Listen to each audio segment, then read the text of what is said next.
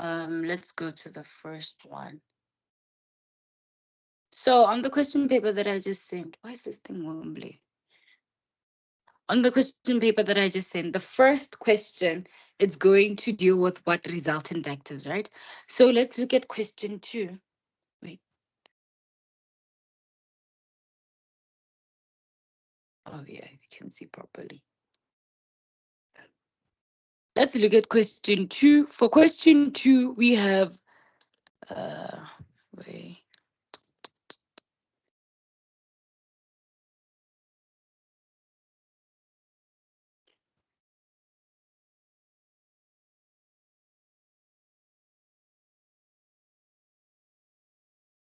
Okay, for question 2, we're given partition plane. It looks like this, right? And we have, they're saying three forces P, Q, and R of magnitude 400 Newton, 250 Newton, 300 Newton, respectively, act at point O in the conditions shown in the diagram below. So we have E, and then we have Q, and then we have the 300 one.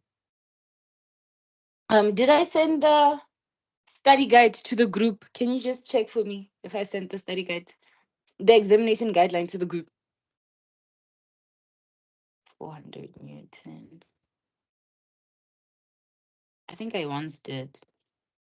PQ.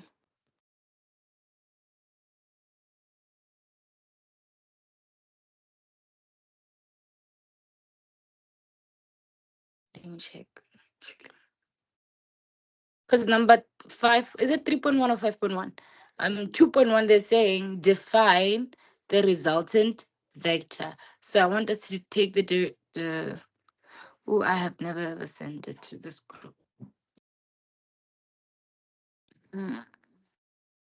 Okay, just note it down.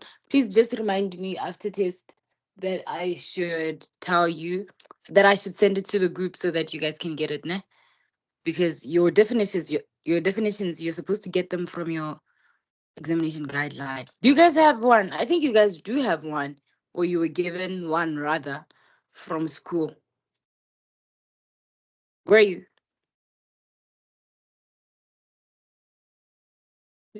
Ma'am, are you talking about notes? Like No, I'm saying an from examination school? guideline. It's basically like a book that has, it's like a booklet. I don't know if it's like copy, or it could be one page or two or three, but it has all your definitions in it. Do you guys have that? Oh, yes. Yeah. Can you give me the definition of the resultant vector from that, like how they put it? Because the way they put it, it's the standard form. That's the form that you want it in.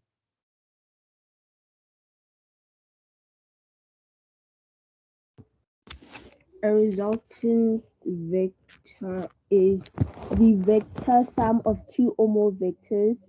Example, a single vector having the same effect as two or more vectors. Yes.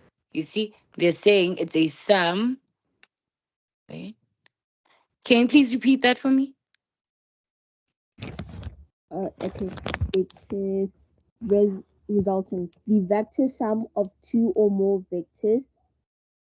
Example, a single vector having the same effect as two or more vectors together. Exactly. So they're saying it is a single vector that can represent a number of vectors acting on an object in magnitude or direction, right? So that's the definition that you're supposed to take. The definition that's that's in the examination guideline, that's the one that you're supposed to use. Yeah. Now let's look at. Oh my goodness, I don't know what's happening with my phone. Yeah, Gemma,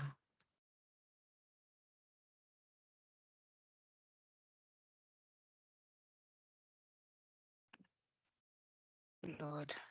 Okay, but then let's look at what 2.2. I'm not certain what the question is saying because I can't go to the question. Like I can't leave Teams right now. But I think 2.2, what are they saying? I think they're saying we should. Can somebody read the question?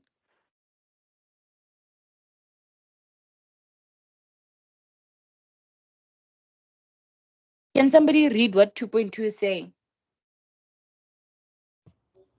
2.2. Calculate the vector sum of 2.2.1 horizontal components of the forces acting on O. And then the other one says vertical components of the forces acting at O. Yeah. It's Okay. both of So for 2.2.1, they're saying we should calculate the horizontal forces. And then 2.2.2, they're saying calculate the vertical forces, right? So now that we know that, okay, what is this angle over here?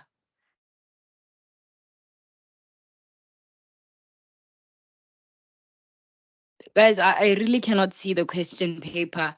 I would check for myself. So I'm going to need you to answer. What is this over here? What's this? It's 40 degrees. It's 40. 40. Then over here, 20.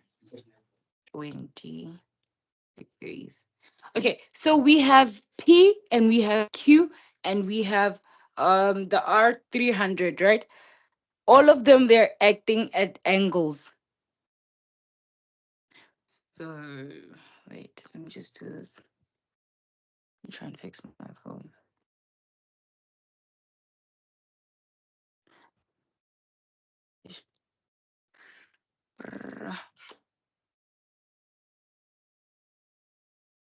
Okay, good. Um,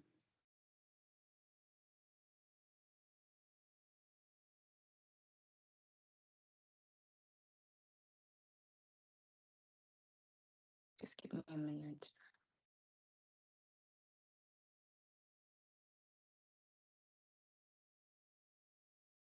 Mm, okay, brilliant. Okay, so now we're back. So, and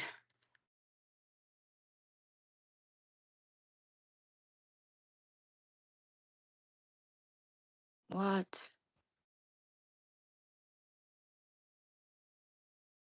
Guys, something weird is happening.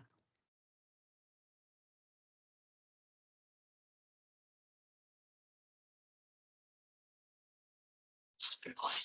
Excuse me, I don't know why my phone is glitching currently. Is it because I'm charging it?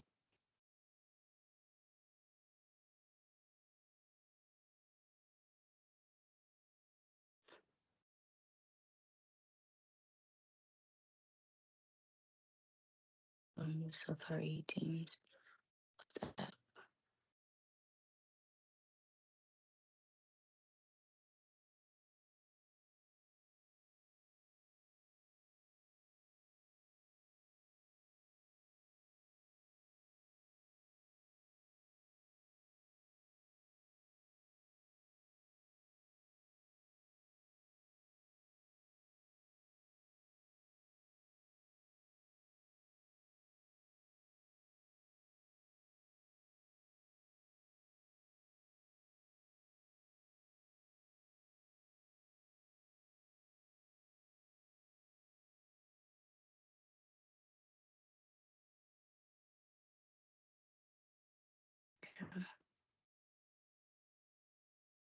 Okay, so for question 2.1.2, you guys can see the screen and everything, right? I'm back on call. Yes, ma'am. Okay, so now 2.1.1, they're saying calculate what the horizontal components of the forces acting at O. When we look at O, we have three forces. This point right here, it's O, right? We have three forces that are going out of O. It's this P1, the Q, and the R. So these forces, they're all acting at point O, right? Wait, oh, it's recording. Good. They're all acting at point O. So in order to determine our horizontal forces, We know whenever they speak about horizontal, they just mean what? The forces acting along the x axis. So, in order to try and look for the forces acting along the x axis, what we can do is that we can break down these forces that we have into their components. So P, when you break it down, you'll have a YP and you'll have an XP. Same thing with Q, you'll have a YQ and an XQ. And same thing with R, you'll have the Y, which is going to be acting downward, and the XR. So by doing this, what are you doing? You're just breaking down these three forces into their components. And then you have to add the X components of all these individual forces, right? So now let's do that. What is this angle over here, guys? 5050. 50. Okay, so when you look at R, when you break the R down into its components, it'll be like this. You'll have the, I get it, the R, it currently looks like this. You'll have the Y component going downward, and then you'll have the X component going that way. And in order to get the X component and the Y component, we know that whenever we speak about the X axis, right, we need to mention cos. Reason being, when you look at your saw, ka, toa, ne?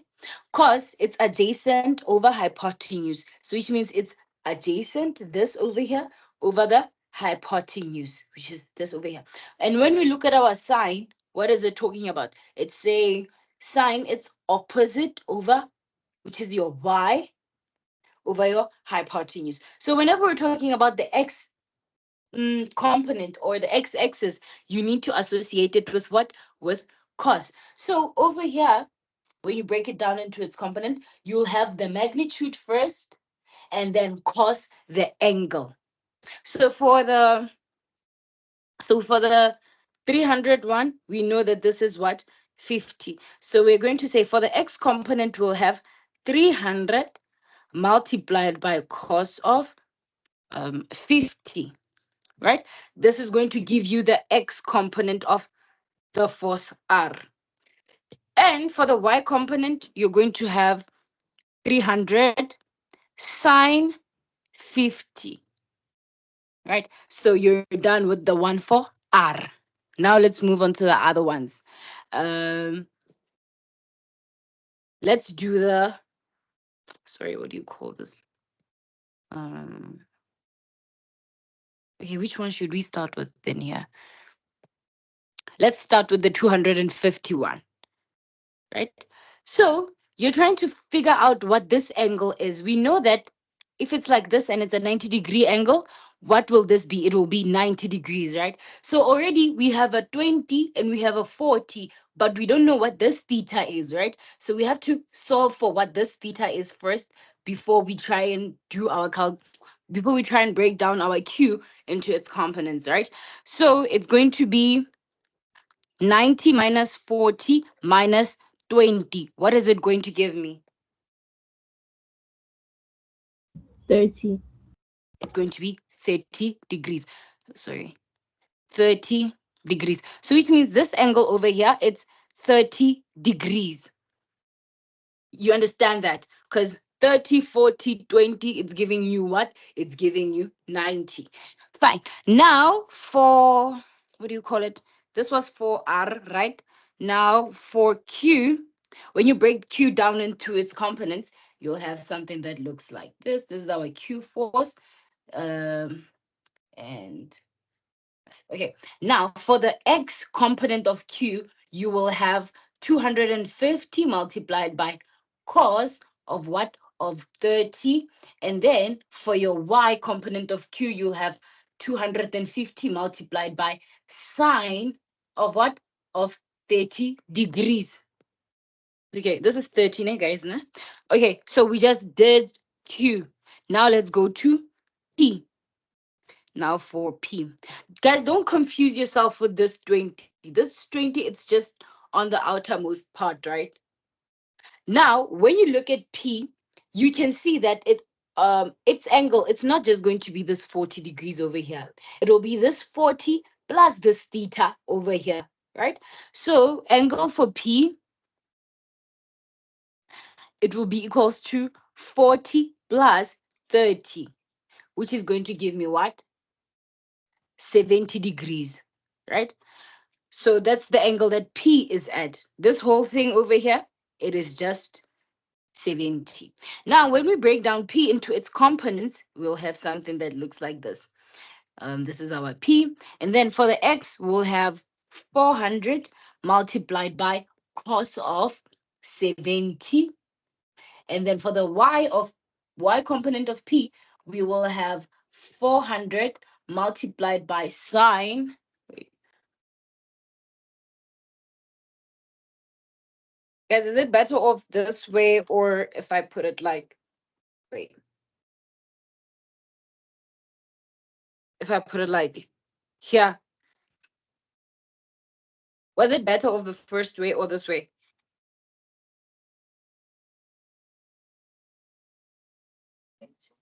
The first two was better, but any of them is fine. Oh, okay, any of them as well. Okay, fine. So this is 400 sine of what is the second? Okay, 70, right? So now if they're saying we should add all the horizontal components, it means that they want the x components, right? So it will be this one, it will be this one, and we'll also have this one, right? So you need to choose one as positive and the other is negative. Because if you look here upon your x-axis, P and Q are on this side, are on the upper side of the x-axis, and then our R, it's down. So you need to choose one as positive and the other as negative.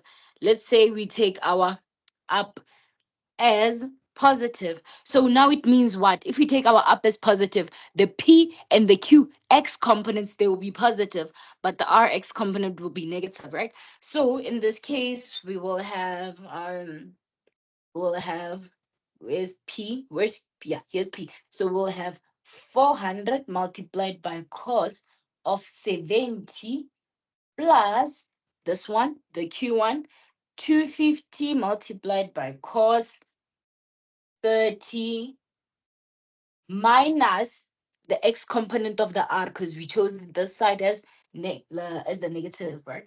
Minus 300 multiplied by cos of 50 degrees, right? So we have an equal sign, equal sign.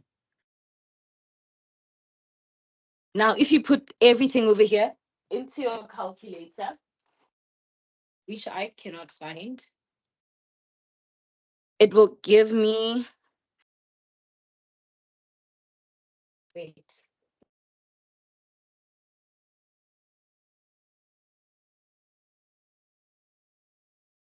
wait, 10.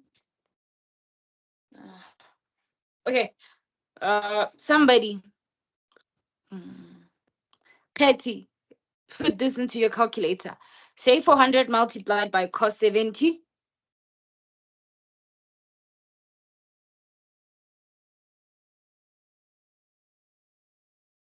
Are you with me? Yeah, I'm with you. 400 multiplied by Cos 70 cos 70 plus 250 multiplied by cos 30 50 multiplied by cos 70 plus 250 multiplied by cos 30 250 times cos 7 cos what? cos 30 Cos 30 minus 300 multiplied by cos of 50, which is this one.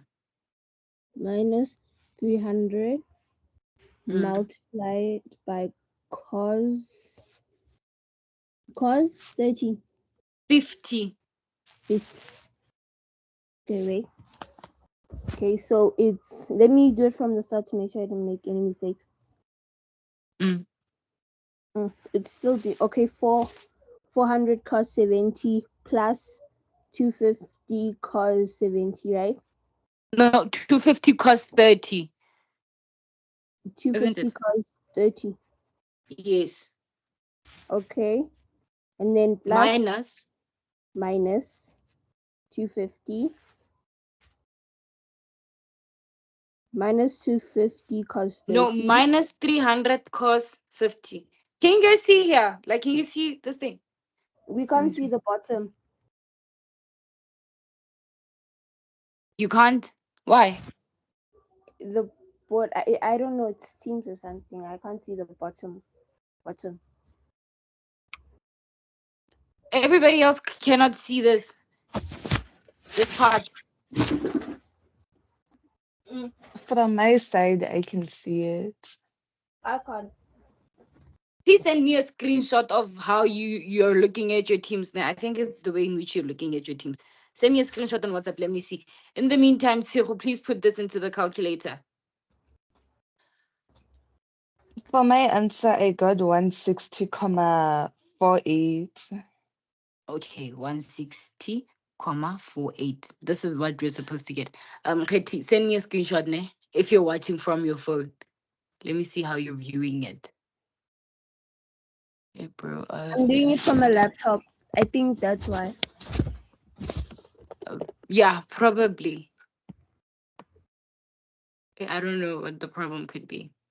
But we're supposed to get our the answer is supposed to be 160 comma 48, right? And for 2.2.2, Wait, ma'am, 2.2 ma'am, point, yes. ma'am, at the decimals, are we supposed to round off? What is it giving you on the calculator? 160,47812. So I want to know if like we round off there. Yeah, you can just round it off to 48 Okay, to keep it neat, né? Okay. And okay. then now for 2.2.2, they're saying, what are they saying for 2.2.2? They're saying we should calculate the vertical components, right? If they're telling us to calculate the vertical components, anything that's saying vertical, it means along the y-axis.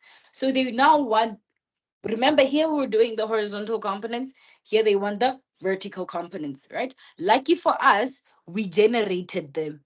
This is our y component of r, this is our y component of q, and this is our y component of p. Remember we said we are going to choose the upward as what, as positive, and the downward as negative, right? Same thing is going to apply over here. Let me just do this. Same thing is going to apply over here. So you're going to have, for the sum, this is just the sum. Sigma means sum, ne? Don't get confused. It just means sum. Sum of the y components, you will have, let's look at this. What is the y component of the p? It's just 400 multiplied by sine 70, right? Plus this one, 250 Ma'am, multiplied by, sorry, ma'am, someone's trying to yeah, join. nobody is trying to join.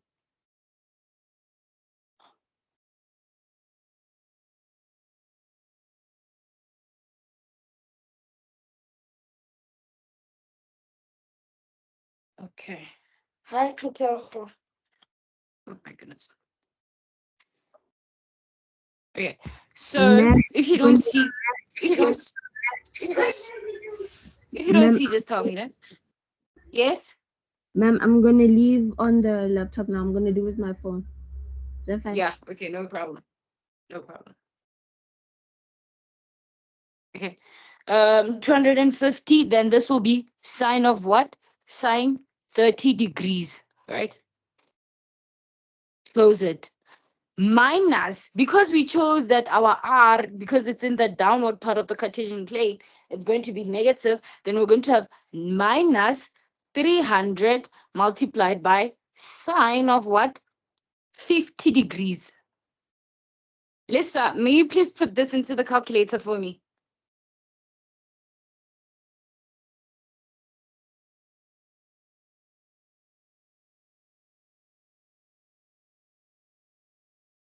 Lesa. The answer, yes, ma'am. Oh The yeah. answer is 271,06. 271,06. So yeah, I'm just going to take your guys' answers because I don't have a calculator with me, which is very weird. But I don't know where my calculator is. So yeah, you see, we have the x component of the we have the we have the sum of the x components acting on this plane, and then we have the y component acting on the same plane, right? Now let's look at, do you guys understand what we just did here and why we did it and why the sign over here and why the cos over here? Does Ma'am, everybody understand? are they SI Yes? units? No, Are there any SI they don't units? have SI units. Okay. They don't have SI units, ne? Yes, Okay. ma'am. So now for 2 point what? For 2.3, what are they now saying? Wait, ma'am, I have a question. Okay. For the X components, do you always associate it with cos? Always. And then for the And Y components, it's it's always sin. sine. Yeah. But I'm Okay. saying don't wanna cram it. Reason is just Mm. because even if you have a triangle like this and you have theta over here and you say so ka toa, right? When you say cos, you're saying adjacent. And look at where the adjacent is. It's on the x-axis, right? Adjacent over Yes, ma'am. hypotenuse. So this will be your cos. When you say saw, it's opposite, which is over on the y-axis, right? Do you guys Okay. understand this? Yes, ma'am. Okay, I'm going to erase. Did everybody note it down? Because I want to erase. I don't have space. No. Okay. Okay. Uh, okay.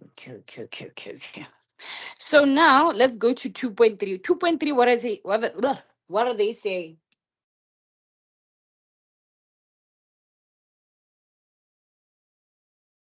2.3, guys, what are they saying?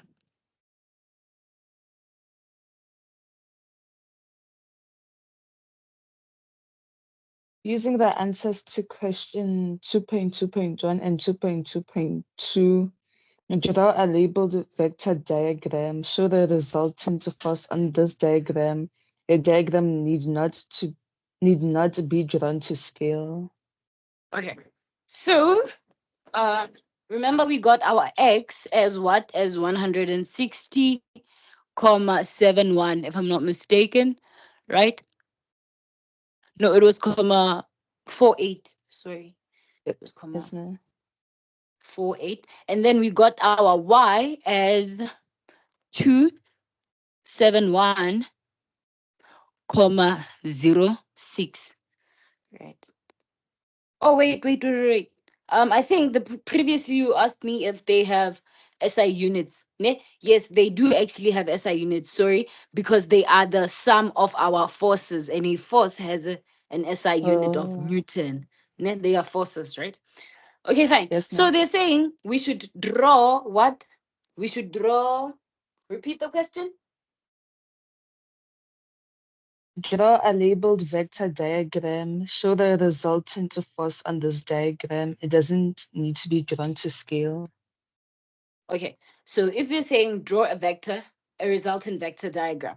So if we have an x which is equals to 148, you can just assume that if they were just forces being shown, this x would go that way, and it would be what? It would be 160 comma 48. And then we have another one which is y, which is just going upward as what? 271 comma 06. Now we have these two, which is our x and our y. We have these two. If they're saying that draw a vector diagram, you have two ways in which you can go about it, either the tail to tail method or the head to tail method, right? So if it's like this and you want to do the head to tail, I mean, if you're saying head to tail. It's in the name. This is the head. This is the tail. It means where you see one head, you're going to see one's tail, right? So let's say it will go like, not let's say, it will go like that. This is your 160,48 Newton, which is your X, right? And then from its head, there will arise a Y, right? Which is what? The 271,06. Okay, now that you have your X and you have your Y, question is how can you put the resultant? The resultant vector, right? If you're trying to complete the triangle, the resultant vector, it's going to go from the tail of the first thing, the tail of the first vector, to the head of the other one. So both heads should meet here. Don't put the head here, right? Don't make the mistake of making it look like this, right? Let me just do this, of doing this.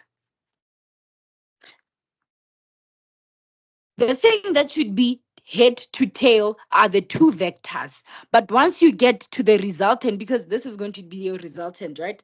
This is going to be your resultant vector. Once you get to the resultant, its tail will start at the tail of the first vector and it will go that way. This over here will be your f of r. Do you get it? Yes, ma'am. Okay, this And is the head ma'am, to tail. Yes? by labeling, do they mean like putting in the magnitudes, like the Yeah, they mean values? just say rx equals to this. You're going to get your mark. And then over here, you're going to say ry and you get your mark. And then here, you just say f resultant, and then you get your mark as well. Right? So Okay. this is the head to tail method. Provided that you chose the tail to tail method, okay. We know tail to tail. Again, it's in the name. And if you're choosing the tail to tail, you have to complete the parallelogram, right? Remember that. So we will have an X going that way. This is the tail. Then we have a Y going that way. So this will be our Rx equals to 160, let me charge this one. 160, 48. And then we'll have our RY, which equals to 271,06, right? And then from here, there will arise what? From the tails of the two vectors, where they meet, we will have what? An f of r. And then from, okay, let me just make it longer. Sorry, Nan.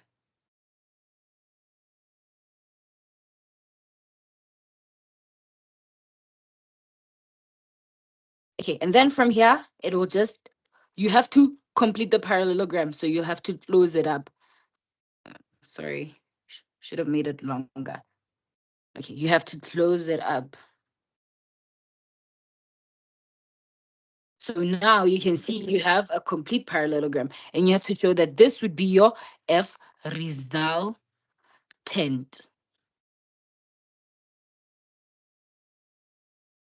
Yeah, your F resultant. Do you guys understand this? This is the head to tail method and this is the tail to tail method.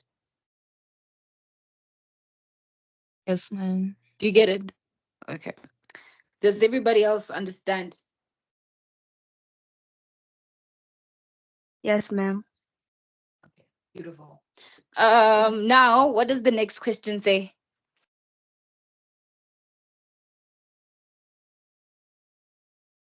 2.4 hence calculate the magnitude and direction of the resultant force acting at a point O. Okay.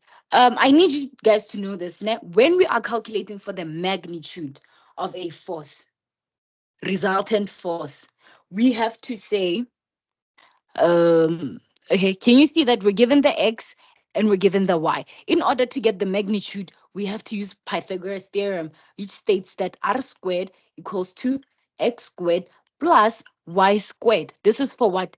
This is for the magnitude. You. Never mind. I just got. I just remembered something. Sorry. Okay, so this is the magnitude, and then never mind. And then for the, what do you call it again? And then for the direction, we use tan theta, and then we look for our theta. This theta is what's going to give us the direction, right? So now we know our x squared, we know our y squared, right? So in order to get our r squared, what we can do is we're going to say r squared equals to, what is our x? 160,48 squared plus, because this is a right angle triangle, guys, right? We can actually use Pythagoras theorem, right? So we will have 160,48 squared plus, where is it 271 271,06 squared. So we'll have r squared equals to, can you put this into the calculator for me? Or let's just rather say r squared. Yeah. Please say 160,48 squared plus 271,06 squared for me.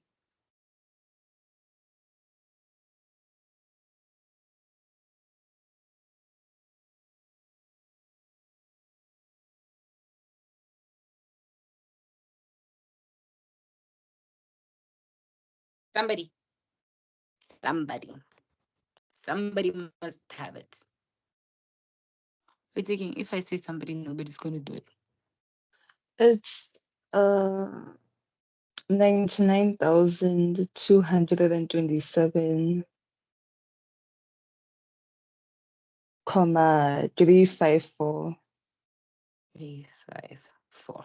Okay, so our r squared is close to this figure over here. But remember, we're not looking for r squared. We want r. So we're going to introduce what? The square root. Right? So this and this will cancel. Our r will be equals to, now put this number under a square root and tell me what the r will be.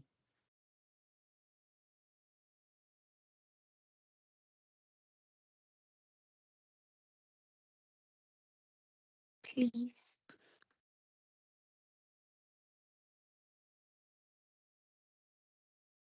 It's 315,00. 315,00. Okay, so now you have what? Your r as 315,00. This will be the magnitude of the resultant force. So you can write FR will be 315,00 Newton. Yeah, it'll have to be newtons, right? And remember, what did I say? I said in order, so this will be your magnitude. So you're done with the magnitude part, right? So now, in order to get your direction, you're going to say tan theta equals to, remember what theta is? It's just twa. So if you have a right angle degree like this, triangle, it will be, what is twa? It's opposite, which is our y, over what? Our adjacent, which is our x. So tan theta is actually just y all over x. Therefore, tan theta will just be equals to what? What is y in this case? Our y, it's this one, 271,06 divided by what is our x? 160,48, right? 160,48. Oh my goodness.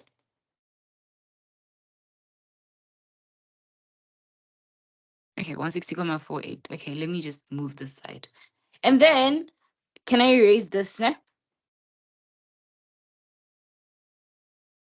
So we have 10 theta equals to 271,06 divided by 160,48. 48. Now, the thing that's going to give us our direction is what? This theta. So, in order to get this theta, we have to make this 10 an arc of 10, right? The inverse of 10 by just transposing it. Nothing crazy. So, you're going to say theta equals to 10 minus 1 all over 271,06 divided by 160,48. Theta will now be what? Can you put this into the calculator?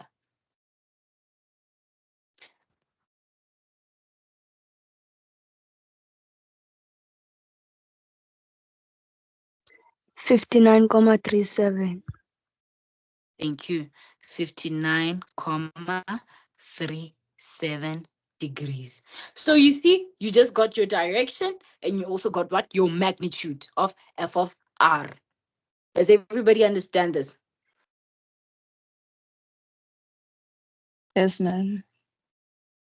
Okay. Um, what am I looking for now?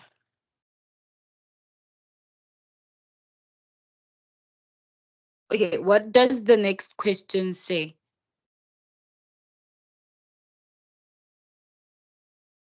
Which is I think it's we're going to question 5 now.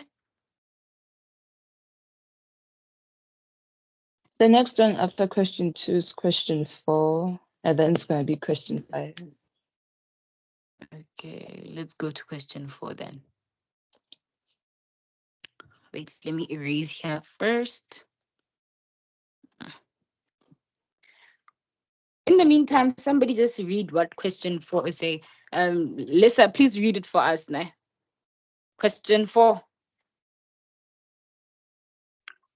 Um, a small caravan of mass 750 kg is being towed by a car of mass about 1,500 kg by means of a tow bar, as shown in the diagram below.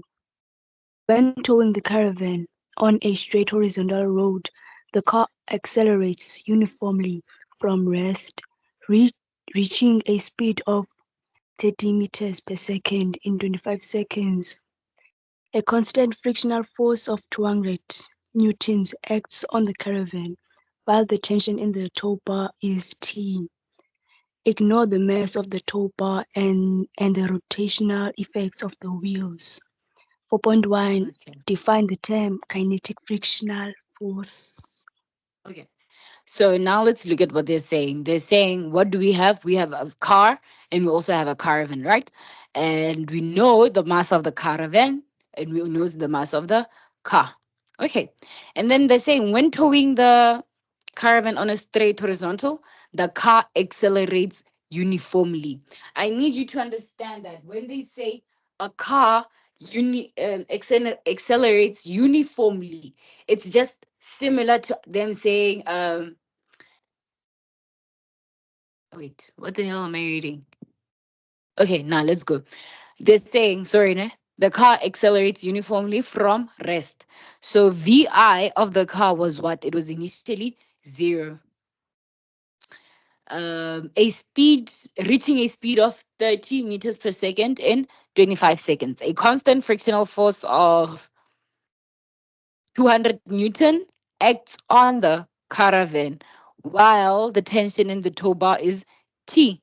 Ignore the mass of the tow bar and okay, fine. Number 4.1, can somebody define kinetic frictional force for us?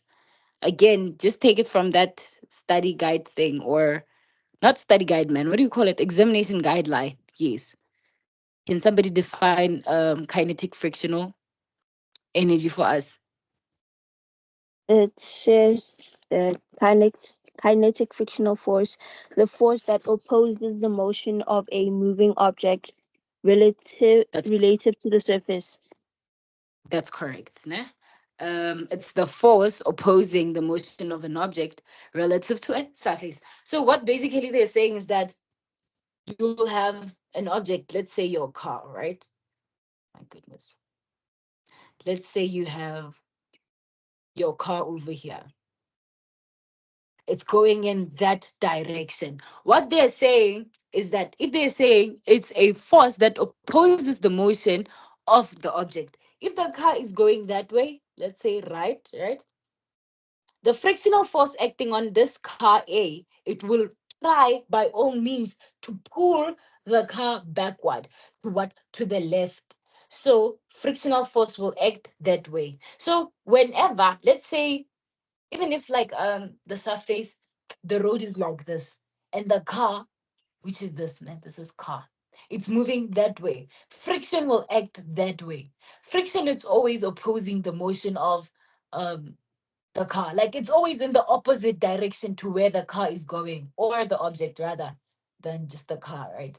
So now let's look at that's what they mean by the definition. 4.2, what are they saying?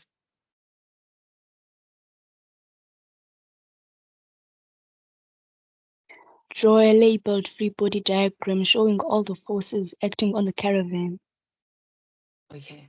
Now let's go back to the image of the caravan. To the caravan. So as you can see, the caravan is connected to what? To the car, right? By what? By a tow bar. So if this is caravan, car, and the car, right? And the car. If this is the caravan, we know for a fact that this is the tow bar. There is tension in the tow bar. And remember, the car in the caravan system, it's moving that way. So if we try and draw the free body diagram of the caravan, right, we will have a normal force acting upward. We always, this is f of n, we always have a weight on the object, on the free body diagram. I've grown to this age, I've never seen a free body diagram with no f of g, right?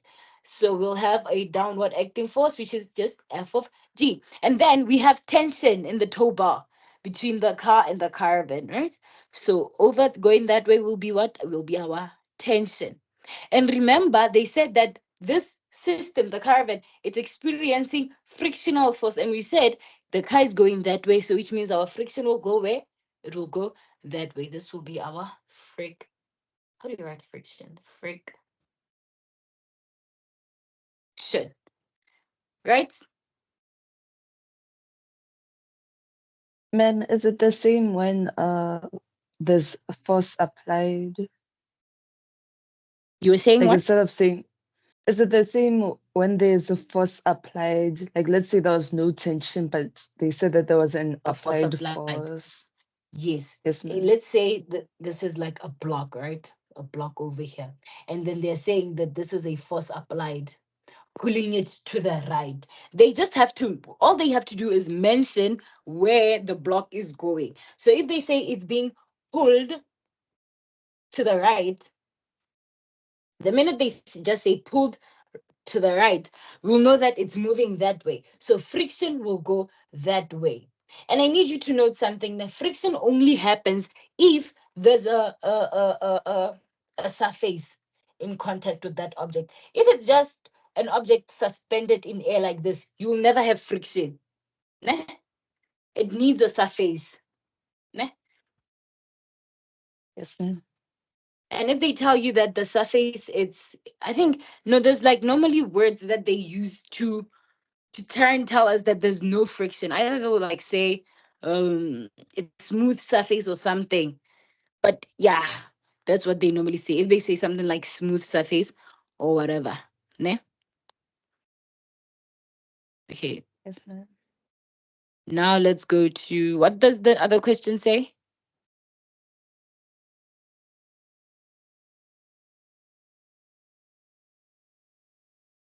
What does the other question say? Calcu- Calculate the magnitude of T, the tension in the tow bar, immediately after the car starts moving from rest. Okay. So now, immediately after this car starts moving from what? From rest. Right? So um okay, we're going to use Newton's laws. Because remember, where is tension? Tension is over here. It's along the horizontal. So we're going to add the forces in the horizontal plane and then try to find what the tension is, right? So we will have F net equals to M dot A. And then we'll take one direction as positive. So right as positive, and then the left, which means it will be negative. So when we add them over here, we will have tension minus friction equals to M dot A, right? Let me look at something. I want to check. Oh my goodness. Okay. Wait, guys, it was working.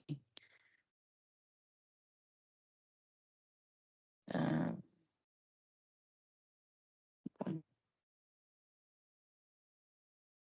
okay, so wait.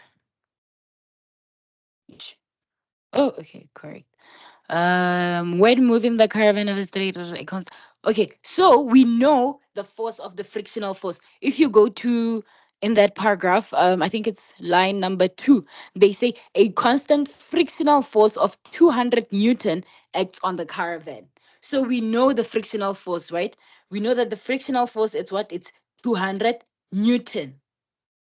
Right. So we know that we don't know T. That's what we're trying to calculate, right? So let's just write it as F of T minus 200 equals to what is the mass of the caravan? 1000. 750 kg. Oh, 1000. 750, right? Multiplied by A, right? So see, we have two unknowns, but there's a way in which we can calculate the acceleration of the system. We're going to use our equations of motion because sorry, remember we're given that we have the time, right? We have the velocity, we have vi equals to 0 because they said that the car was initially at rest, then afterwards they said it accelerated reaching a speed of 30 meters per second. So that 30 meters per second is our final velocity. Like that's the velocity that they recorded last, that will like in turn be your final velocity. So we have vfs 30. We know the change in t, which is just equals to 25 seconds, right? Was it you guys? Yes, it was definitely you guys yesterday when when I gave you guys all 4 of your equations of motions and I told you to select one in order to implement it to a question. Do you remember them, Tshego? Because I think specifically I was making a video for you. Yes, So ma'am. I'm going to need you to tell me your all 4 of them again, the equations of motion, ne? And everybody, if you don't know them or you don't have them, note them down. So yeah, let's go. The first one, what does it say? You actually have it on your formula sheet. Just in case anybody is holding a formula sheet right now. Let me look for mine. I think I have them. Okay. Ma'am, the Yeah, first one, here's the first one. V final equals to V initial plus acceleration times a change Times in change time. GT. Yes, this one. And And then the second then one. Vf squared Yes. equals to Vi squared plus Yes. 2 times acceleration Mm-hmm. times a change in displacement. Times change in X. Okay. The other one. Change in displacement Yes. Equals to. equals to V initial times change in t Yes. plus 1/2 Mm-hmm. times acceleration times change in t squared. Tangent T squared. Okay. Change in displacement equals Change in to displacement equals to, open brackets what's that VF one? VIVF divided by, is 2 and then close bracket times change in T. is the fit. Yes, ma'am. Okay.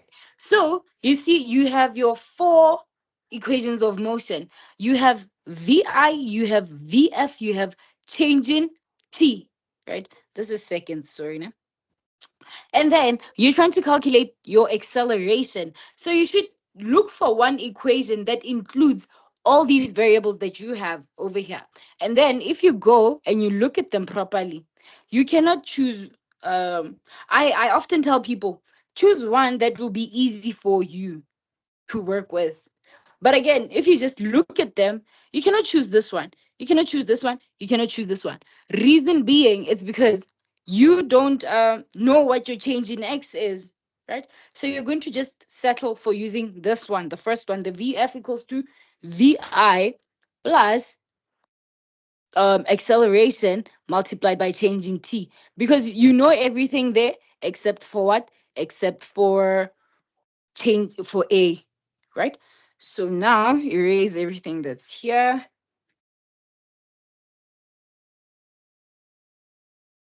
Okay, so we'll have our VF. What is our VF? It's 30. You guys understand why the VI0 VF is 30, right? I mean, the change in T on it was told, but you guys understand this part. Yes, Everybody? ma'am. Okay. So we will have for VF, we will have 30 equals to what is our VI? 0 plus A multiplied by what is our change in T? 25. So we'll just have, this is 0, right? We'll just have 30 equals to A multiplied by 25. We're trying to find A. So we need to make A our subject of the formula. We can divide over here by 25. Also divide here by 25. These two cancel one another. Our acceleration, what is it going to be? Can you say 20, 30 divided by 25 for me?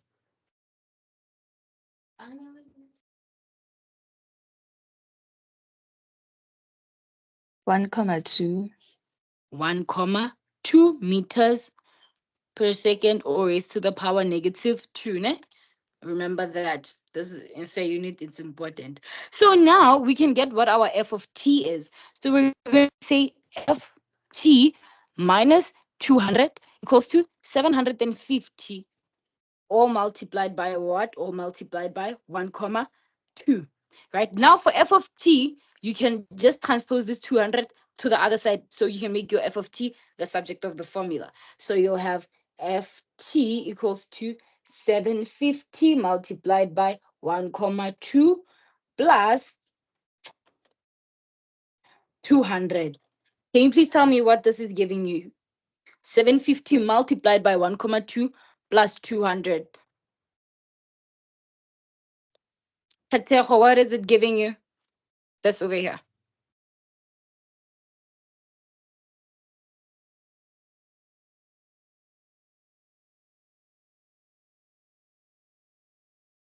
Katlego, It's 1,100. it's 1,100 newtons, because this tension, it's a force, right? Um. Okay. Wait. Oh my goodness. It's doing that thing again. It's doing the thing again. Ma'am, I might have a Yes. question.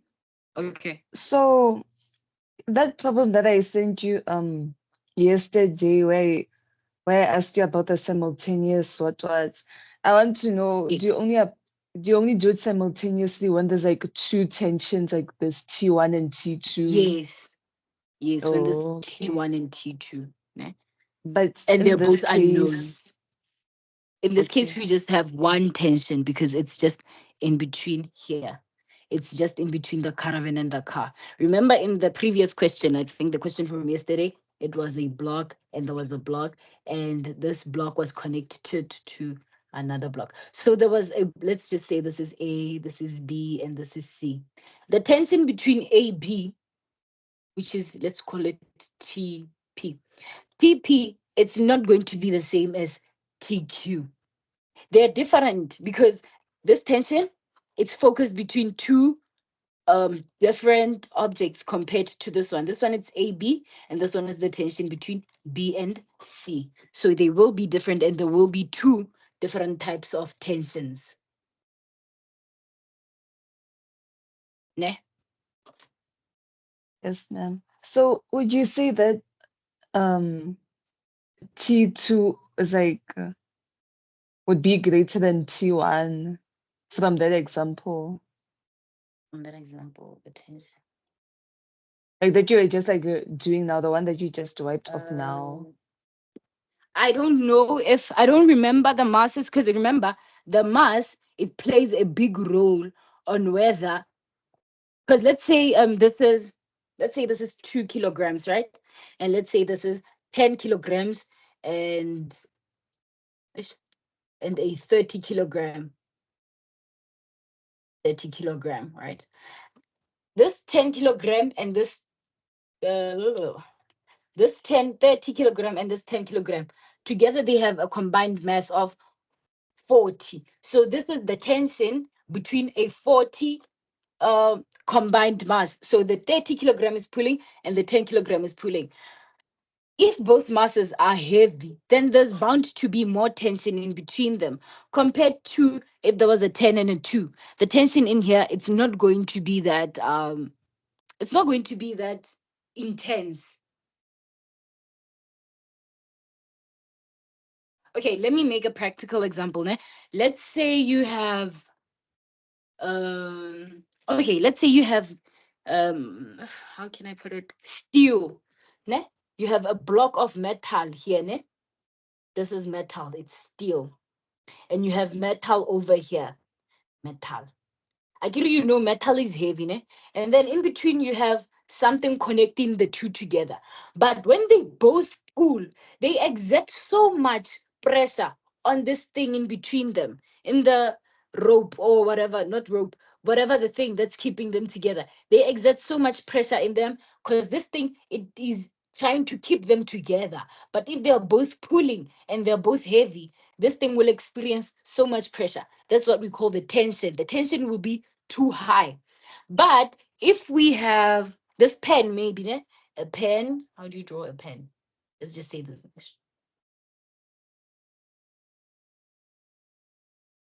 We have a pen and we have another pen over here.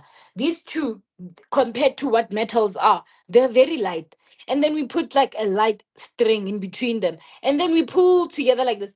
The tension in that string compared to what's happening here, it's not going to be that like that much, right? So that's what I'm trying to explain over here. If the masses are small, the tension is not going to be that like that too much. But if the masses are too big, then the tension is going to be big. So that's how you would determine whether the tension in this or this is greater. You just look at the masses, ne?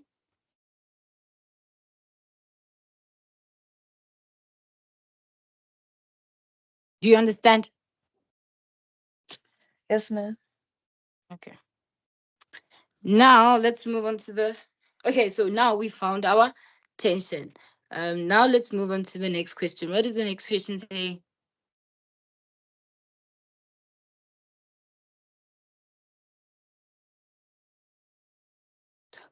What is the next question saying, Lisa? I don't know where we are, but we just calculated tension. What is the next question after this one? After 25 seconds, the car travels at a constant velocity. Write down the magnitude of each of the following while the car travels at constant velocity. 4.4.1. The net force acting on the caravan. Okay. Remember this. We said if they mention stuff like constant velocity, constant velocity, velocity, it means acceleration equals to what?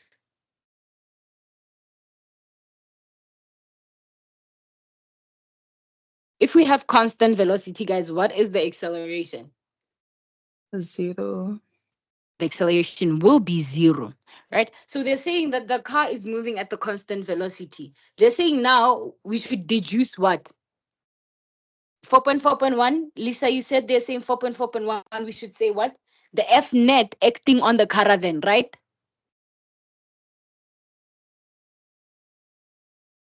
The net Lisa? force. Yeah, Write down the sorry. magnitude of each of the following while the car travels at constant velocity. The net force acting on the caravan. The net force acting on the caravan. Remember, if they're saying the net force acting on the caravan, they want what? F net. And in this case, we're going to have F net equals to M dot A. We said A, it's zero. So if you substitute in, you'll just have 750 all into zero because they're saying it's at a constant velocity. So our acceleration is zero. So 750 times zero, our F net will be what? It will be zero. So the F net acting on the caravan when it's at constant velocity, it's zero. Now let's go to 4.4.2. What are they saying now? The friction force acting on the caravan.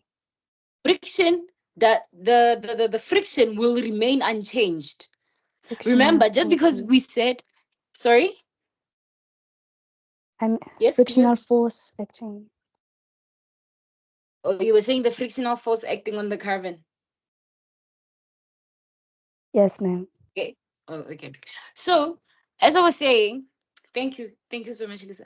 So, as I was saying, the frictional force acting on the caravan, it's not going to change. The only thing that's changing here it's our acceleration because they're saying it's moving at the constant velocity, but they didn't say now all of a sudden there's no frictional force. The frictional force will still remain being 200 Newton. Reason why? It's because the car is still moving. Even though there's zero acceleration, ne, the car is still moving. It's just that the acceleration is zero due to the constant velocity. But same way it was on the surface, right? And it's moving this way and it's carrying a caravan, right? This caravan will still experience a 200 Newton frictional force pulling it to the opposite direction.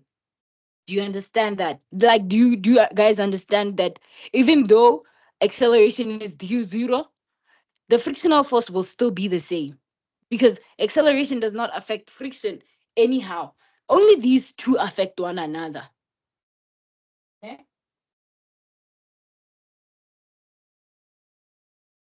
So we all get this, Musne. Ma'am, is there ever gonna be like a way where frictional force would change?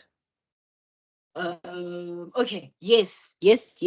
I don't know about in grade 11, but I remember those type of questions for grade 12, right? They could tell you that let's say there's a road over here, right? Then there's A, then there's B, and then there's C. And then they say from point A to B, this is point A and this is B. The road, it's a rough surface road. So whenever they mention stuff like rough, you already know that there's friction. Let's say you then have a car, or yeah, you have a car. It's moving that way, right? This is our car. We have our car moving that way on a rough road. Sharp, we know that if a car is moving that way and the surface is rough, the car is going to experience frictional force that's pulling it that way. And then they tell you that from point B to C, it's a smooth, frictionless surface. So then they mentioned that from point B to C, it's smooth and frictionless. So whenever they tell you that this was rough and then it became frictionless, so the calculations that you're going to have from point B to C, they are not going to include they're not going to include what do you call it frictional force. So if they say draw your frictional force, draw your free body diagram from point B to C, you would just have maybe your normal force, you will have your weight, and you won't have friction now pulling it that way. You will just have maybe your F applied. Do you understand? Like it does exist sometimes, whereby they say the road from A to B, it's a rough, then from B to C, it will be smooth. Now, when they say from B to C, it's a frictionless surface, you no longer have your F as a force. Ne? Yes, ma'am. Okay. So 4.4.3 ring more less. The tension in the tow bar. The tension in the tow bar. What did we calculate the tension in the tow bar to be again?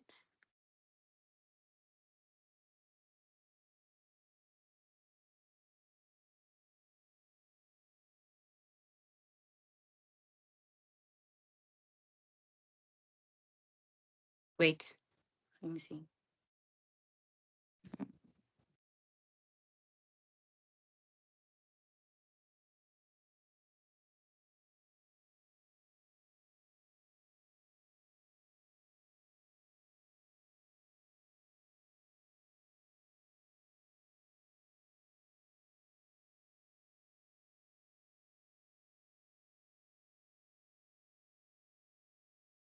Yeah, guys. Now, sorry, they were saying the tension in the tow bar.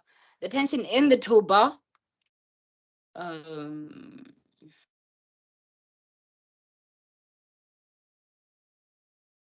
what are they saying? Okay, when towing the caravan on a territory, the car accelerates uniformly, reaching a speed of 30 and 25. A frictional force of 200 Newton acts on the caravan, while the tension in the tow bar is T. Ignore the mass of the tow bar. Okay, fine. After 25 seconds, the car travels at a constant velocity. Write down the magnitude of each of the following while the car travels at a constant velocity. Okay, it still isn't, it's not going to change the value of our tension either. So the tension that we had previously is the tension that we're also going to have. Do you guys understand that? Ma'am, Same what did way you with say? the, sorry? I was asking what you said just now. I was saying, see how for 4.2.2, we said the magnitude of the frictional force is not going to change. Same way, the magnitude of the tension experienced is not going to change. Do you guys understand that as well? Same way with 4.4. So the answer that you had previously for your tension, it will still be your tension over here, Newton. Ne? Does everybody understand it? Katejo, do you get it? I have a question. But then in the previous answer, acceleration had an answer. Now it's constant and it's just zero. Wait. Oh. Thank you. Thank you for that. Oh my goodness. Thank you for that, ne? So, yeah, I didn't account for that. That's a mistake. A mistake. As she just said, they said our acceleration, we just said our acceleration is zero in this previous question, right? So if our acceleration is zero, it means now, remember how we calculated tension in the first part? We said F net equals to M dot A, and then we said tension minus, thank you very much. Yo. Thank you so much. So we said tension minus FK will be equals to, we got 750. I think it was multiplied by 1,2 if I'm not lying, ne? And then we said the tension minus 200 equals to 750 multiplied by, we said 750 multiplied by 1,2 minus, no, plus the 200, right? And then we got our tension to be 1,000. I think it was 1,100, right? This was our previous tension. So now our magnitude, our A value, it's 0. So we will have F net equals to M dot A, which is our A, which is what?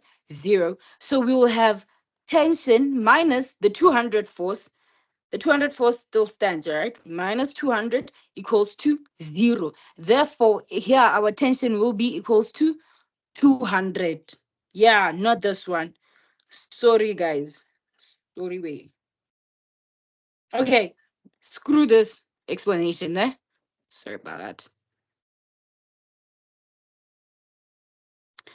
Uh, okay, this is what our now tension is going to be. Do you guys get why I did this? Yeah, I made a mistake of just assuming that our A, our I didn't account for the A being 0, but you need to account. So yeah, you would have needed to just know that the tension is given to us by T minus 200 and then transposing. Did you guys get this? Yes, ma'am. Thank you very much, ne? Thank you very much, Khito. So our T will be 200 Newton, right? What other questions do we have? Yeah, we have other questions now. And I think it's question what? Question 5. Are we moving to question 5 now? Yes, ma'am. Okay. Can we all look at question 5? Thank you. I would have made a huge mistake. And Tero, when we get to question 5, may you please read question 5?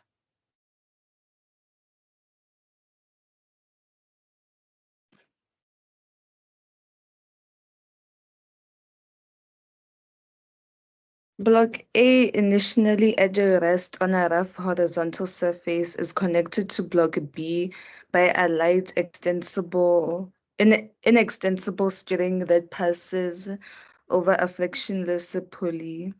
The mass of Block A is x kg, while that of Block B is 12 kg. When a force when a force F of magnitude 125 newtons acting parallel to the surface is applied as shown in the diagram below, block A moves to the left at a constant velocity. 5.1 State Newton's second law of motion in words. Okay. Lisa, please state Newton's what? Second law of motion in words for us. When a resultant force acts on an object, the object will accelerate in the direction of the force at an acceleration directly proportional to the force and inversely proportional to the mass of the object. Thank you.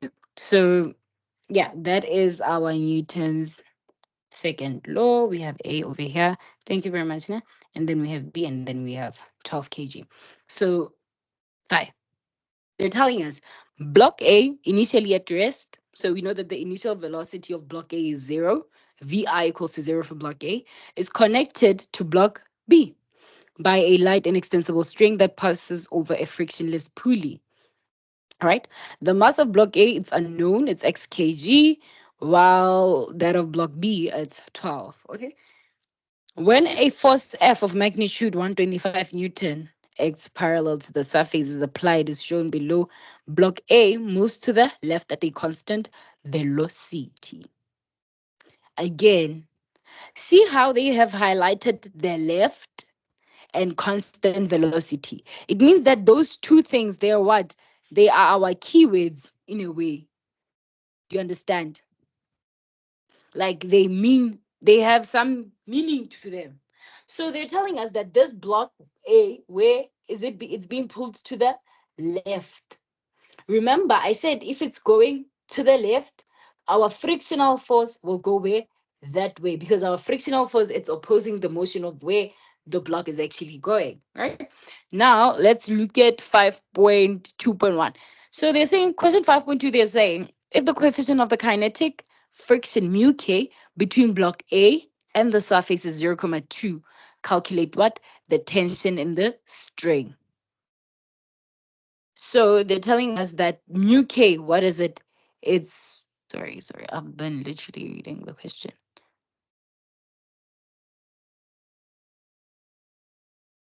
Okay, so, okay, so we're given, this is 5.2, bear in mind, let me just write it here. Okay, 5.2, we're given that mu k, which is the coefficient of the kinetic frictional force. What is it? It's given to us as what?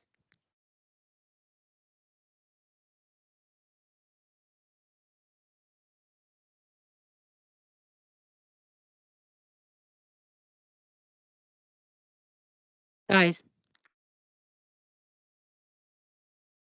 0.25. 0.25. Okay. Question 5.1. What are they saying on 5? No, 5 point, I think it's 5.2.1. 5.2.1. What are they saying on 5.2.1?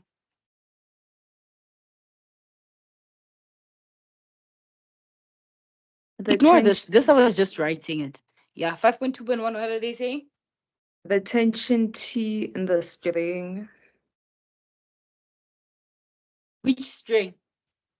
Which block? It just says T. I'm assuming for the whole.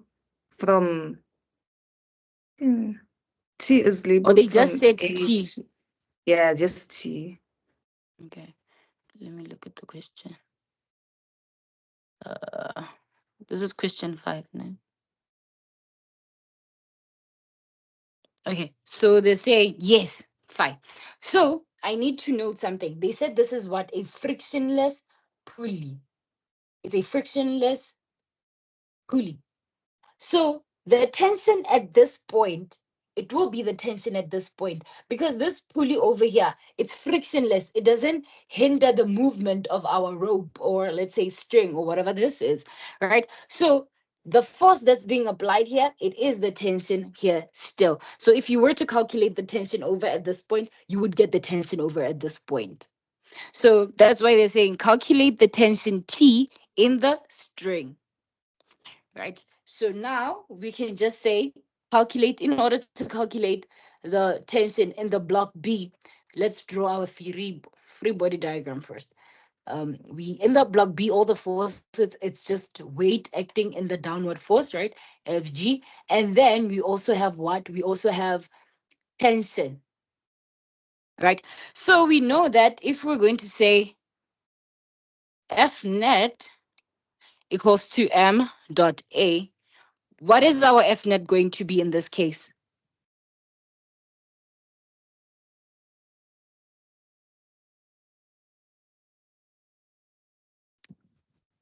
Guys,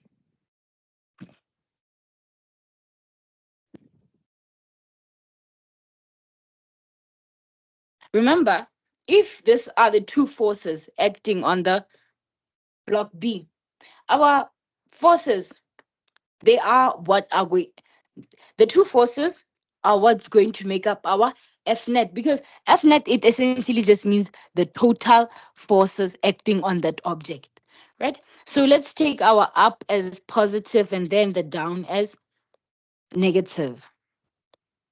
I hope you guys are not answering me because you genuinely do not want to answer me, not because you genuinely do not understand. You guys understand what I'm doing here and why this. Okay, this you can ignore. I don't know why did I write it down. But because we're trying to calculate the tension, and tension is one of the forces acting on the object, hence we use F net equals to MA, right? So now when we substitute it, we will have T minus Fg equals to M dot A. I think, okay, I don't want to think. Let me just go back to the question. But I And think then, somewhere in the question, yes.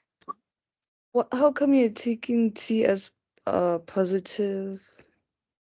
Okay, because I said whenever you have like two forces, right?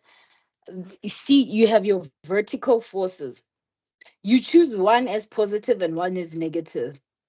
Like your up will be positive and your down will be negative. Same way, if you had like a block and then friction was acting that way, maybe ne? Friction. And then here you have F applied, and then you also have let's say tension.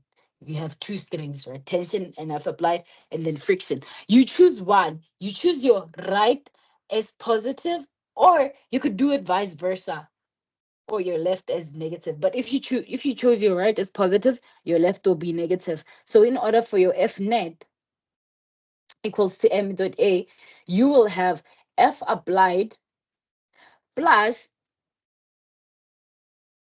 tension minus friction. Same way, remember that question where we were dealing with, um, we just did it right now, actually.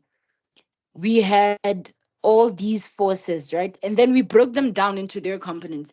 In this question, we chose our up as positive because all the forces, I think it was Q and P here, P, yeah, it was P and Q, and then we had an R. We said P and Q, their components, they're going to be positive. And then R, we chose it to be a minus. Why? Because it's downward. It's acting in the opposite direction in which the others are. Same way over here. T is going upward, FG is going downward. So we're going to have T minus FG. Do you get it? Why we have T minus FG? Yes, ma'am. Okay. So I was just trying to look at the question. What was the words actually said? Okay, yes. So they said it's initially at rest. So if something is initially at rest, it means our acceleration will be zero, right? So we know it will be t on, and if A is at rest, it means that B is also at rest because they are connected to one another. I get. There's no way A is not moving and B is not moving. Where is B getting the strength to move? Because A is the one that's responsible for pulling B up, right? So we'll have T minus M dot G. Our F of G is just M dot G, right? Equals to, what is the mass of? It's 12 multiplied by the acceleration, 0. So our tension will be T minus um, 12 multiplied by 9,8, all equals to what? To 0, right? So now T minus, can you put this into the calculator for me?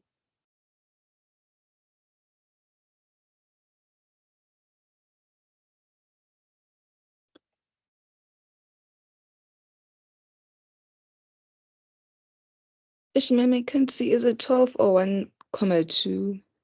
It's 12 multiplied by 9,8. This 12, it's the mass coming from this block B. It's 117,6. 117. 170 or 17? 117. 117, comma, 76. 6, just 6. Okay, comma, 6 equals to 0. Now, because you're looking for your tension, you can just transpose to the other side. So you'll have tension equals to 117, comma, 6 Newton, right? Yes, ma'am. Okay. So this is your tension now. Now, the other question, what does it say? Calculate the magnitude of the kinetic frictional force acting on the object, right? And this is why they were giving us mu K. Remember the formula for frictional force. Can I erase this now? Okay, this is 5.2.2. We know that the equation for calculating frictional force, if you know the coefficient of frictional force, it's just Fk equals to mu K multiplied by N, right? So N, what is N? N, it's just, remember your N, it whatever that it, and it is whatever that it is opposite to. And right now, our object, it's lying on a surface. So our n is going that way. This is f of n. And then what is our downward force? It's what? F of g. What is f of g? F of g is just m dot g. So meaning that our Fn will be equals to m dot g. What I wanted to Hmm,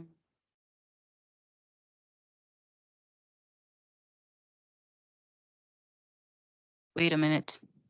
Which question are we doing, guys? 5.2.2.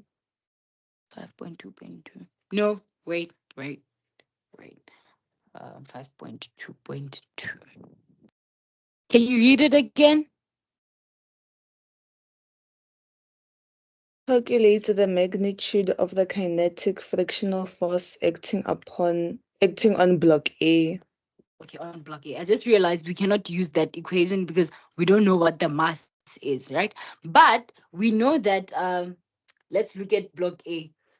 We know that it has N, we know that it has FG, we know that it has the F applied, we know that it also has tension, right? So now, how we can calculate this? Remember, they said it was initially at rest. So our A, it is still equals to 0. How we can calculate this? We can say F net equals to M dot A. Let's choose our left as positive, and our right as negative, right? For a change. So we're going to have F applied for the net force. It's going to be given to us by the F applied minus the tension equals to M dot what? 0. Right. What is the F applied? No. Sorry. I forgot the thing that we're calculating for. Uh, Remember, it will be tension plus the friction, right? So we have friction going that way. Yeah. Sorry. I'm really sorry, guys. Plus, it's not even going to be plus. It's going to be minus because F applied is the only one that's going that way. Here we have tension. Sorry, over here we have tension, and we have tension and what? Tension and friction, which FK is the one that we're trying to calculate for, right? So we are going to have F applied minus tension minus Fk equals to M dot A, right? What is the force applied? The force applied is 125 minus, what is our tension? We calculated our tension to be what in the previous question? 117.6. 117,60 minus Fk equals to M all into what? All into 0. Does so far, do we all understand why this? Why this guy over here? Ma'am, at the F net part where you see F applied minus tension minus FK, that part I don't understand. Okay. Okay, I don't need to erase. Can you see here? Like this part, you can see it. So when we look at block A, what are the forces acting on block A? You tell me. Ne? What are the forces acting on block A? There's normal Just name force, them. normal Yes. force, Mhm. FG, tension, and Where is the tension going? to the left. This is left, right? You're saying tension is going that way. Yes, ma'am. Remember, this is the A block. Okay, fine. Let's go. Then we have what else? FK. Where is it going? To the right. Okay. And what else? Ish, that's the only ones You can see, I ne? can see. Okay, Yeah. fine. Let's rectify this part first, ne? This free body diagram. Look at A. Let's look at A, ne? When you look at A, before all these things were drawn and everything, what do we know? This is our block A, right? They said in the question, they said we have 1,25 Newton pulling the X block, right? This is the force applied. And remember, I said if the force applied, or the motion rather, if the motion of an object is going that way, if the object is going to the left, friction is going to the right. The friction is always acting in the opposite direction of the force applied, or you could say, like the force, no, not the force applied, sorry, the motion of the object, because it is opposing the motion of the object. So you can see that our objects, when the F applied acts on them, they will go to the left. Meaning what? Meaning that our frictional force, it's going to the right. Do you get this? Or you still like don't understand what I mean by this? At that part I can understand, but for tension, what would it be? Sharp. Good. So as long as you understand this, now let's move on to tension. You have your block A here, and then you have your block B here, right? Let me just. And then now there's a light inextensible string. Remember, this is a box. This tension part, it's connected to one end of this box, and this part is also connected to this end of this box. If the string is connected to this end of the box, it means that our tension, it's going to be, and wait, let me not even explain it that way. Let me say, your tension is connected here, and your tension is connected here. Your tension is trying to pull the two objects together. Like it's trying to keep them together. Remember, like the two metal plates, ne? The two heavy metal plates. We have metal M and we have a metal. This string in between them, it's trying by all means to keep them in between together so that they don't fall apart. Because if they fall apart, then it means that this string was not strong enough to keep them together.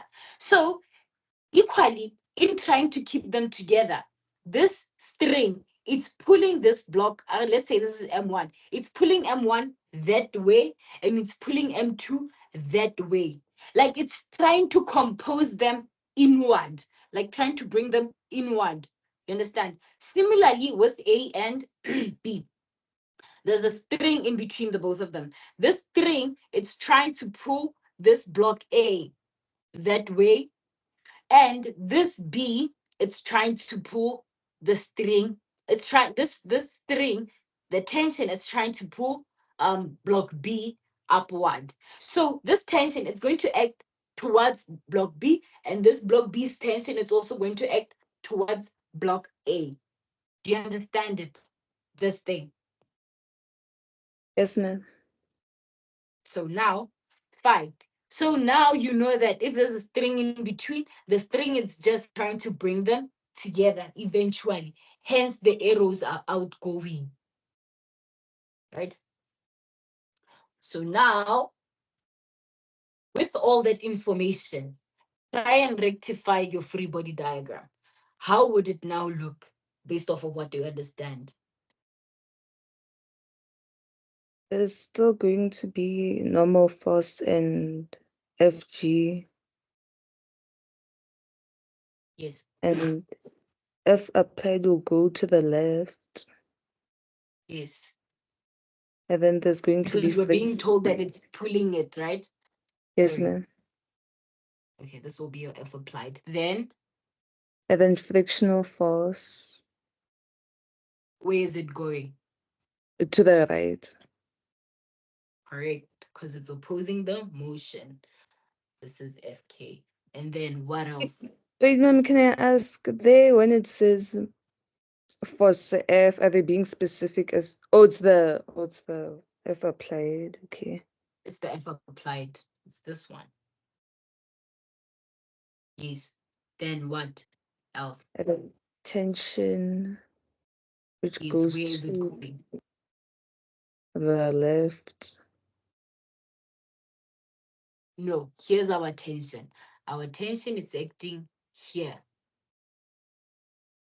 Remember, I said the tension is going to try and pull block A towards block B. So in turn of doing that, it's going to act that Oh, way to the right.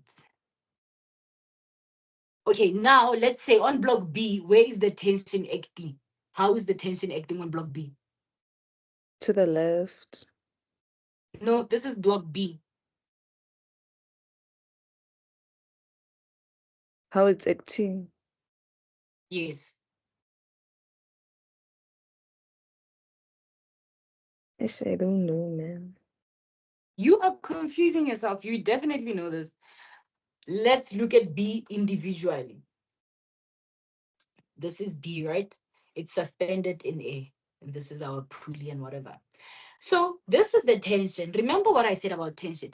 Tension is essentially just trying to bring the two objects closer to one another. Now, if we have a free body diagram for tension, for block B, okay, where is your F of G going to go on block B? FG Yes, will go downwards. it will go downwards indeed. So this is your F of G. And now for your tension, how is it going to be on block B? This block over here. Oh, it would also go downwards. Oh, Tension. yes. No, no, definitely not. Okay, let me draw this thing again over here and its volts. Okay, this is B, right? And this is A. But I'm going to just draw in the tension and let's ignore all the other things. Remember, I said, okay, is there any definition for tension in the examination guideline? Can somebody look that up for me? I think Katie was the one that was near her examination guideline. Katie, can you look that up for me? The definition of tension.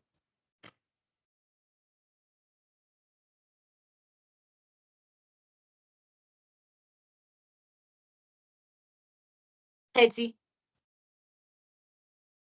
Ma'am, or Lisa or it's not in my exam guideline. I'm Googling it now. oh, okay, thank you. Mm. Yeah, let's try googling what tension could mean. Can I see the So, definition? yeah, say the The, definition. the pulling force transmitted axially through a string, rope, cable, or chain when pulled tight by forces acting from opposite ends. Okay, so they're saying it's a pulling forces. What did they say again? Pulling Pulling force force. transmitted Yeah, axially through a string, this is how you write exactly. Through a string. rope, Okay, rope and cable, everything.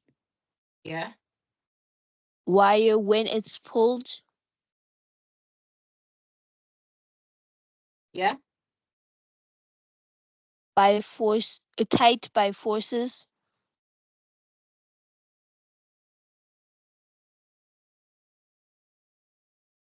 By forces acting from opposite ends. acting from opposite ends. Okay, let's explain tension next. So if we have A and we also have B, these are our forces on the opposite ends, right? One is there and the other one is here. Fine. When we say that there's tension in between the two things, these two objects, which is A and B, let's ignore this pulley because they either way they said it's a frictionless pulley, so just ignore it. So they are connected by a string. This string in between, it's experiencing a force that's exerted by both these blocks, which is A and B, right? What the string is trying to do, because how can I explain it? How can I explain it? How can I explain it? How can I explain it? Okay, great. Let's say I don't know any other practical example but this one. Let's say you have, I'm coming.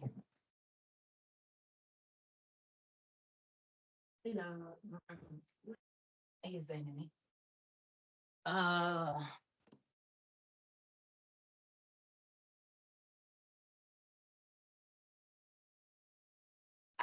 I can read it lang because hunger oh boy. Hungry sikide.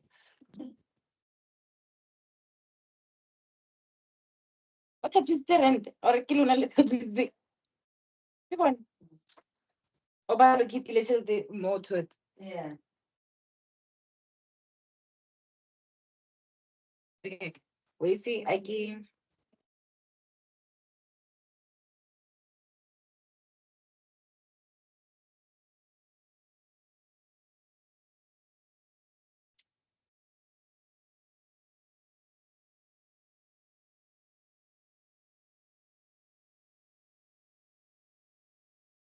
I guess I.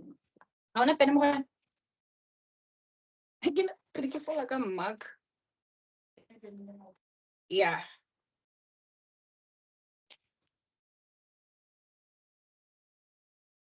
Please hold on a minute. Nah. I just need to sign something.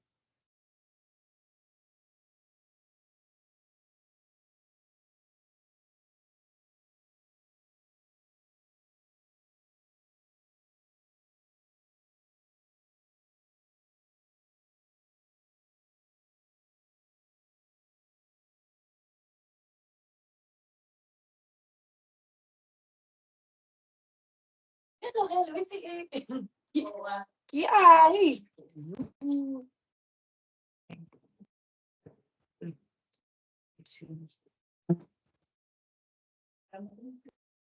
Nakilisi or Lisa? Okay, Lisi, ne? Okay, and okay, no problem.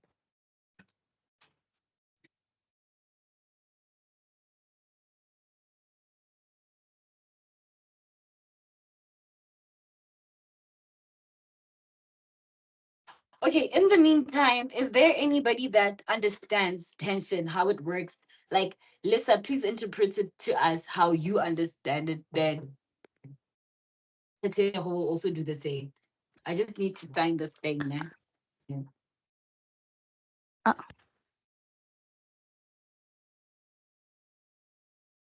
Uh, I could explain it like this.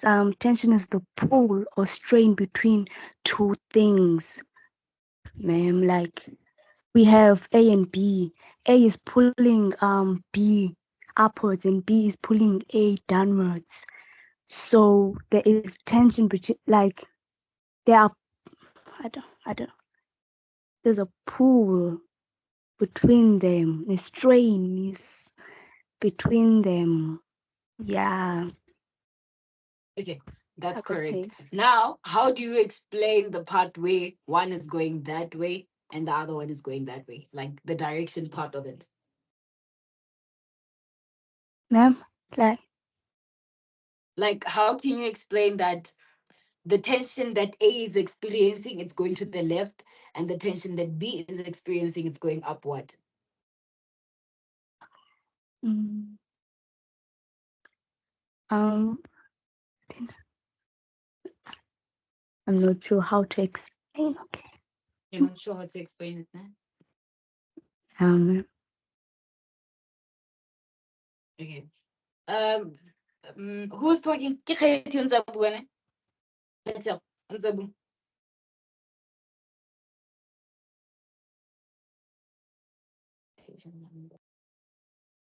Who was talking just now?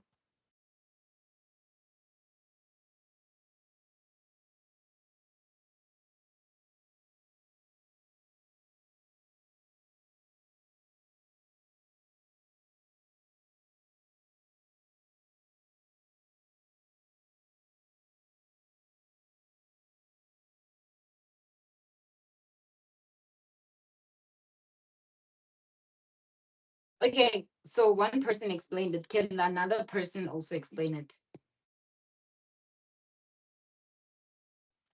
With me, I would describe it as the direction it's stretching, the rope is stretching from. Do you understand? Mm. And then with the direction, I would look at the pulley because now that affects the direction because you can see that the rope is going up now. So you can see it's the direction, right? And then the rope is going to the Okay. left now towards the pulley. It's like the direction it faces the pulley. Oh, okay. Okay, that's actually a smart way to think of it. So you orientate the direction with the pulley. So it's like A is trying to go to the pulley and B is also trying to go to the pulley. Is that what you meant? Yeah, that's what I meant. Oh, okay. Okay. Zero, do you sort of get what she's saying? By definition, I do, but the Yeah, only I think by direction. Remember no, we by have a definition, pulley. I mean Yeah, I'm saying we have a pulley over here. Now I'm trying to just account for why that direction. So what she's saying is that one way to look at it as well is okay. Never mind. One way to also look at it is like A, it's moving the tension. It's moving it towards the pulley.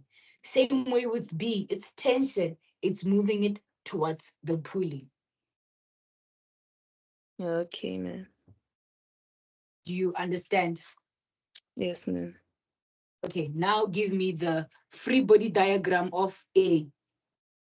Of A, Yes, this A. How would the free body diagram look? there's FG, normal force.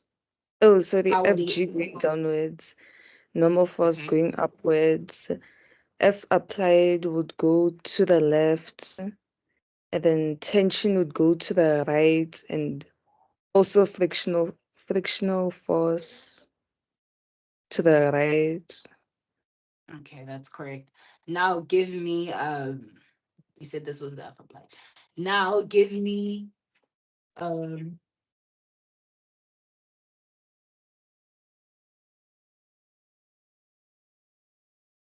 now may you give me the forces acting on B. There's FG going downwards and tension going upwards. Okay, now let's say we have this over here. I'm trying to just marinate the idea into you. Ne? We have two blocks. There's a thing. This is a rope. Ne? This is A and this is B. The only forces that we know is that there's tension in between the two. Can you give me there's no applied force, there's no nothing. Can you give me the free body diagram of A in this case? FG going downwards, FN upwards, and then tension to the right. Correct. And then for B, what would the free body diagram look like? FG downwards, FN upwards, and tension to the left. Okay. So now you sort of have a glimpse of what's happening with the tensions, ne? Yes, ma'am. Okay. Let me just complete this thing. Yeah.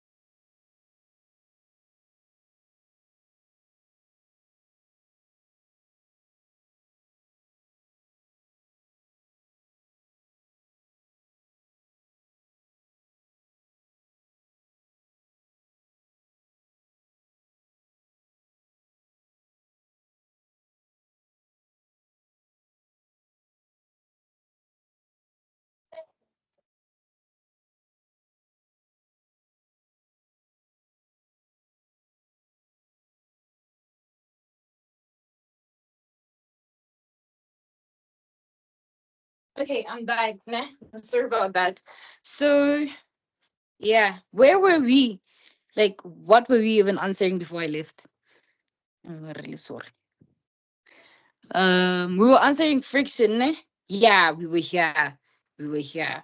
So can somebody? Who do we have? Katie, say 120. Lisa, say 125 minus 117.60 into the calculator for us, please.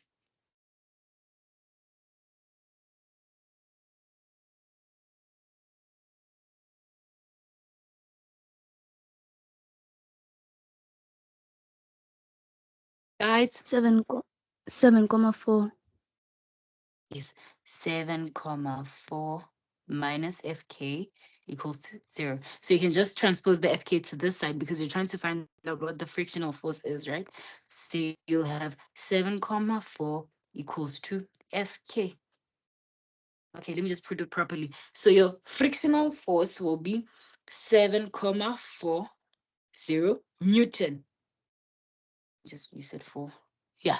So do you see the FK?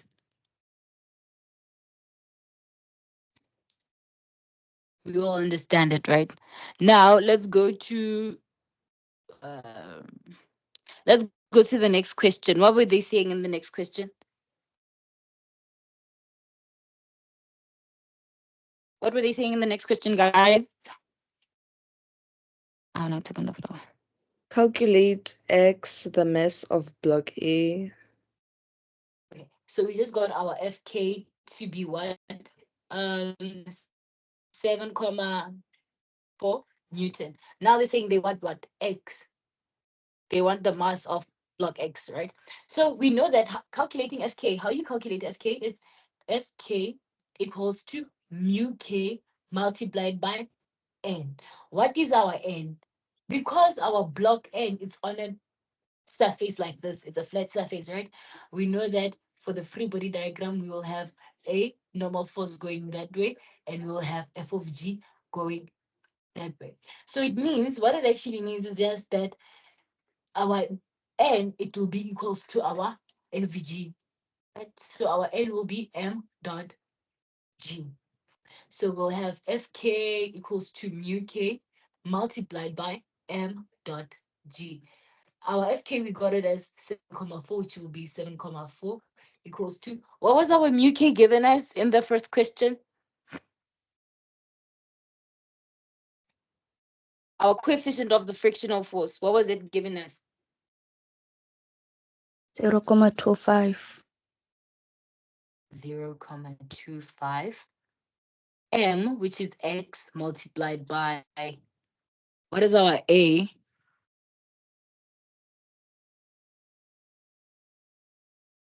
Sorry, not a, man, this is g, sorry. Multiplied by 9,8, right? This is g, not a. Sorry. So we'll have 7,4 equals to, may you please say this one multiplied into the bracket. So say 9,8 multiplied by 0,25.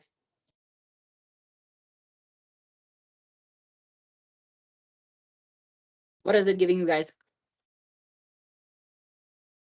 2,45. 2,45x. Right.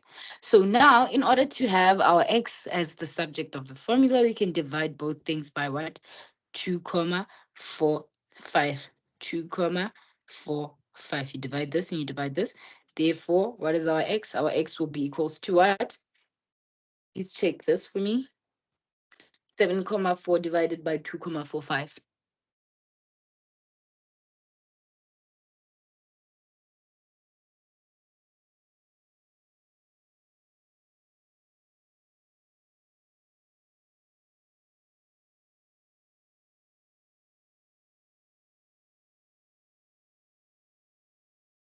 Guys, 3,02.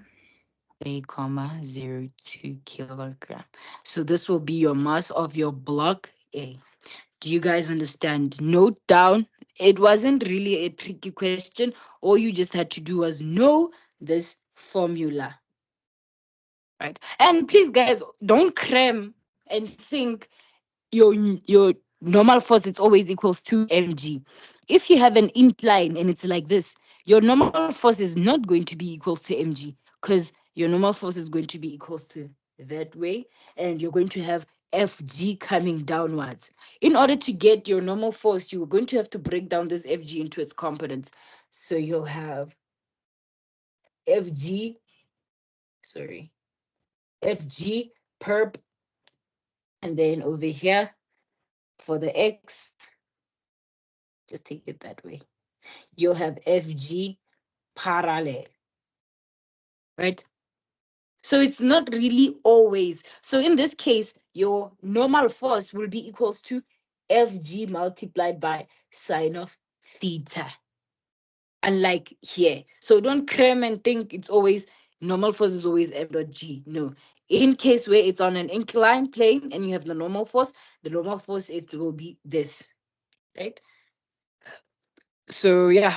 Can we read 5.3 because it's our last question? And I think the other ones will answer them on the group, because the class needs to end. Your need needs to end. I'll just see how I'm gonna answer them and everything. 5.3, what is it saying? The magnitude of force F is now doubled. How will the acceleration of the blocks change? Choose from increase, decrease, or remain the same. Give a reason for your answer. Can somebody read? Which one is that one? Which one? The F. Can somebody read Newton's second law?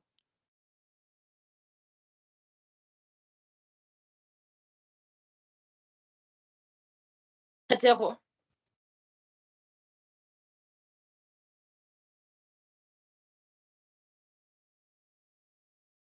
is she gone? Katlego. Oh, when a resultant or a net force acts on an object, the object will accelerate in the direction of the force at an acceleration directly proportional to the force and inversely proportional to the mass of the object. Okay. So when they say it's directly proportional to the force, what they are telling us is that in a system, guys, ne, if acceleration increases, our net force is going to increase. Similarly, in turn, if our force increases, our acceleration is going to increase, right? So your answer is going to be, if akere barile your force, it will what? It will double up. So you're going to say your force doubled up, right? So accelerate, you're going to say acceleration increases since the net force increased. But you can also supplement, you're going to say um, acceleration increases, acceleration increases 86 and then 80. No, not 86, 80 plus. since F net, okay, since the force, let me just say the force, since the force increased.